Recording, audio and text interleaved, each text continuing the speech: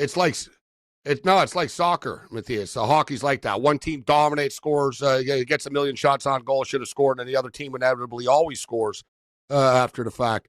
All right, let's bring in Mick Aussie right now. Mick, I don't see any Christmas decorations back there on your set. I see a lot of different things. No Christmas, nothing. Look, even I got a couple of little. I got Christmas trees here. Oh, there you go. Let's see. We go on the wide shot here. We're on it. Let me get the whole shot, if you can. They go on him though, on Mick. Let's see. That's the elk. Bit of a. That's pretty good. It's kind of Christmas-ish. Yeah, he's a cute look. Yeah, I like that elk. He looks like Scooby-Doo a bit. Yeah, he's a beauty, mate. Hey, speaking of the Elks, you see, Merry Christmas, Mick. Speaking of the Elks, so Trey Ford's going to have an opportunity to be the starting quarterback, and they bring in Cody Fajardo to back him up. And I don't know if you saw Bethel Thompson like throwing some shade basically at Trey Ford. I thought it was pretty classless actually of him. So Bethel Thompson was like in Edmonton and he played and Trey Ford was there and they were always sort of going back and forth all the time. Yeah. Bethel Thompson was making way more money than Trey Ford. Yeah. And he basically said that, on the way out, well, they really don't know what they're doing there at Edmonton and they're going to take a chance and see if Trey Ford's good. And he goes, big mistake by them because I know I'm the best quarterback in the CFL. Like this guy lives in a dream world, bro. Like I understand being confident in yourself, but taking a shot at Trey Ford. And the funniest thing is, Mick, you go to every Elk game. Dude, their record is 100 times better with Trey Ford all the time. It's not even debatable. And then he talks about how he thinks he's the best quarterback in the CFL. It's like, bro, you're going to be a backup in Montreal. You're not the best quarterback in the CFL. Yeah, look, he's got a rich wife. Good on him, whatever. He made lots of money here. I bought 2 season tickets last year when the president, Lafleur, sure, whatever his name is, said that Trey Ford was going to be starting. Then Chris Jones goes out and pays all this money for Bethel Thompson. Bethel Thompson is a good quarterback. He was never great. The Argos won because they had a good team. He's okay, but yeah, he needs to shut his mouth. Some people said it was taken out of contents, but probably not. No, I think it is what it is. And as far as the Argos, it is true. It doesn't really matter who the quarterback is for them. We've seen it, right? When they won the Grey Cup 2-3 years, when they won the Grey Cup 3 years ago, Bethel Thompson was the quarterback most of the year, and then Chip Kelly came in the playoffs and won the Grey Cup or whatnot, and he came in and won the Grey Cup. And then after Chip Kelly, he wasn't there for 9 games. Then he's there. Then he gets hurt. And then Nick Arbuckle comes in and wins the Grey Cup. Dinwiddie's just that good of a coach. Oh. Right? The Argos are a good football organization, and Dinwiddie is a great coach. I miss the CFL. I always, I can't wait for the start of the CFL once again. There's been a lot of CFL quarterback movement in the offseason. All right, on the other side, we'll get into the NFL. See if Mick is panicking after the loss of the Denver Broncos to the Chargers. Terrible. Looks like Denver's going to have to play Buffalo. If we make it, you got to make it first. SportsGrid is available on the radio, internet, TV, satellite, and our mobile app. If you're not getting it, ask the nerdy kid next door. This is the SportsGrid.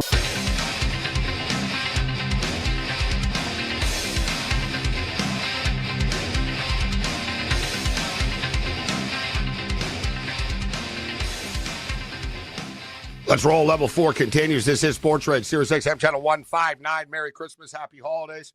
Everybody joining us, program alert. We will not be on tomorrow night, and we won't be on Wednesday night, but we will be back Thursday at 8 o'clock Eastern for the football game. Chicago Bears, Seattle Seahawks, and Canada and Finland. World Junior Hockey Championship start on Thursday. They're playing at 7:30 Eastern time, so we'll be on at the same time as that game as well. Let me just quickly check in because we should be at the half right now of the Hawaii and Nebraska game. No surprise from our boy Matthias that he never believes in his bows. 29-27 right now, Matthias at the half, low-scoring game. 29-27, Nebraska came back, took a 2-point lead. They're now 6.5-point favorites. I'm kind of with you. I think Nebraska aren't going to lose this game. Nebraska will win. I don't know if 6.5 is a little high. Really low scoring. In-game total is 129.5 right now. And Seattle is up on Washington with 9 minutes left, 54-45. Washington are plus 3.5 right now. In-game total is 140.5. I might jump in on an in-game over here if things move a little bit. We got Mick Ossie in the house with us. Oh, boy, still 3-2 for Dallas. We're close to winning this game here if Utah doesn't score. There's only about 23 seconds left in the game. If Utah get a late goal here, we lose the 6.5. And 4-2 for the Vancouver Canucks still. And 1-0 for the Vegas Golden Knights still. 4 minutes left in the second period over to visiting Anaheim Ducks. Remember, I wanted to jump in on the Ducks plus 2.5. It's only moved 20 cents. Let me recharge my phone here. All right, Mick. So looking at the NFL standings right now, it's getting interesting the last couple of weeks here. And the Denver Broncos coming off that loss where their defense got lit up by Justin Herbert. Now you got to deal with an even better offense. And Joe Burrow and the Cincinnati Bengals, bro, on Saturday in Cincinnati. Little post-Christmas Saturday action. Denver Broncos are 3-point favorites, 3-point underdogs in Cincinnati. And I'm getting so excited here. I like the Bengals here, Mick. I think the Broncos are going to lose this game.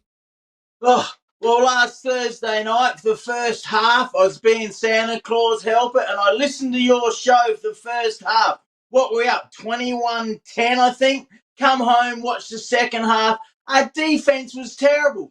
Penalties, too many penalties. Yes, Herbert played very well. And also, of course, Garrett Bowles gives away penalties again. What's he, the most penalised O-lineman ever, Nelly? I don't like our chances. Of course, I hope we're going to win. I'll take them on the plus, but Bengals deservedly so start favourite. And then if we lose that one, we got the Chiefs in the last round. Sure, they might rest players, but do the Chiefs players want to have 2 weeks off? That's a bit much. So Mahomes and that might play. So, yeah, I'm a bit worried, mate. I'm a little bit worried. Bengals, I think they'll win. Hope I'm wrong. Yeah, I don't see how the Bengals, like, you know what I mean? How are you going to keep up with this team? Their offense is just so potent. And, you know, and they're hot right now, right? They didn't give up on the season. They're rolling. They get the Pittsburgh Steelers after this, so it's not going to be easy for them. But your Denver Broncos get the Kansas City Chiefs in the last game of the year. So if you're a Bronco fan, Mick, you want the Chiefs. You already hate the Steelers anyways. But if you're a Bronco fan, you want the Chiefs to beat the Steelers because if the Chiefs just need one more win to win the top seed, right? So if the Chiefs beat the Pittsburgh Steelers, the last game against Denver will be irrelevant for Kansas City. They won't play Mahomes and everything. They will want him to be off for a couple of weeks. You know, maybe they'll play him for the first drive or, you know what I mean, the first quarter or something like that. Sort of like, you know, and then get him out like a preseason game type of deal. But big-time game here. But I get the feeling that the Pittsburgh Steelers are going to beat the Chiefs. What's your pick, actually, for the Christmas Day games? Chiefs are 3-point favorites. Well, I had such delight listening to your mate Pharrell today saying how terrible the Steelers are and how terrible Russell Wilson was. It made my day because he's been raving on for weeks how great they are. I'm going for the Chiefs, mate. I just feel like this time of year, they just pick it up. They just come into form, which is dangerous for your Bills. I think the Chiefs will win. Steelers are going down. I said it 4 or 5 weeks ago. I thought Steelers were overrated. And I still think they are. Steelers down, Chiefs to win, and I hope so. Oh, that hurts to say that, doesn't it? But I don't like either. Dislike the Steelers the most. And you got the Baltimore Ravens are 5.5-point favorites at Houston. It's a lot of points to be laying in this game. Total 46.5. Who do you like there, Baltimore or Houston? Yeah, look, Houston's not going great. They're going to make the playoffs. No, I think Baltimore are coming into form, and I did a moneyline multi on the Chiefs and the Ravens and also on the minus as well. So I think the Ravens will win by 7 or more. Great, crazy week of football this week. You have NFL football on Wednesday, NFL football on Thursday. We got the bowl games all week. Seattle Seahawks, they need to win. They need the Rams to lose. Seattle are up against it right now. Seattle are 3.5-point favorites against the Chicago Bears. You got the Chargers and Patriots. Saturday, guys, this is the slate. Chargers and Patriots, 1 o'clock Eastern. The Chargers are 4-point favorites on the road. Total's 42. The game of the day, the Denver Broncos at the Cincinnati Bengals at 4:30 Eastern. Bengals are 3-point favorites. The total is 50. and the Cardinals and Rams. The Rams looking to seal the deal. The Rams are 6-point favorites over the visiting Arizona Cardinals on Saturday. Total 48.5. Now, Mick, when's the AFL start? And we should be hitting the women's AFL because I see that's on TV a lot now. But we're into the season and I haven't really followed it. But when does the AFL come back in February? Yeah, it'd be the trial matches, the practice matches of February. Then it starts in March, late March. But the big cricket game is at the MCG, Boxing Day. Australia versus India is massive, and that's where we play the AFL as well. All right, so let me get the odds up for this. Australia versus India, fourth test. I love the cricket talk. Fourth test. Australia, -163 favorites, draw 10-1, and India +187. Should we take the Aussies, Mick? Are the Australians going to win? Yes, mate. It's been a bit disappointing. India smashed us in the first test in Perth. Then Australia smashed India in the second test in Adelaide.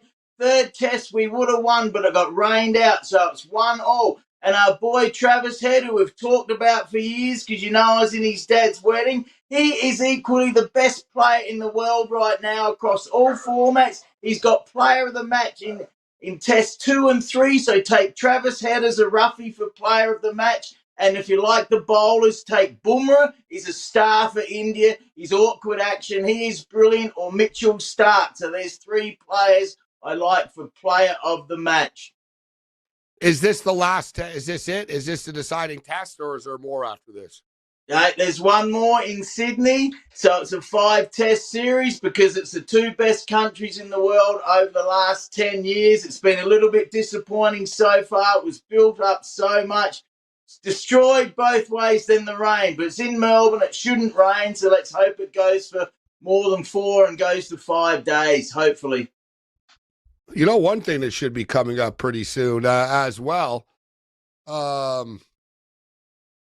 When's the tennis? I'm looking here. So the French Open's in May. Yeah.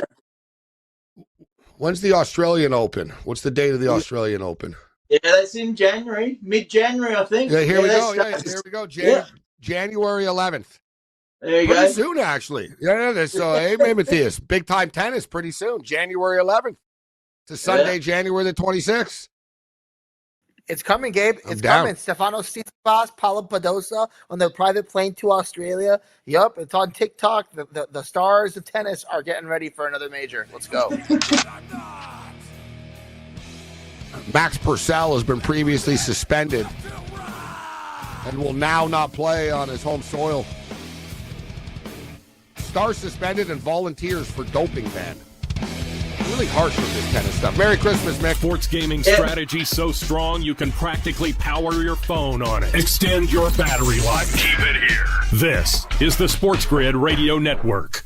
The SportsGrid Radio Network presents This Date in Sports History. The play of the day, and possibly the play of the year in postgraduate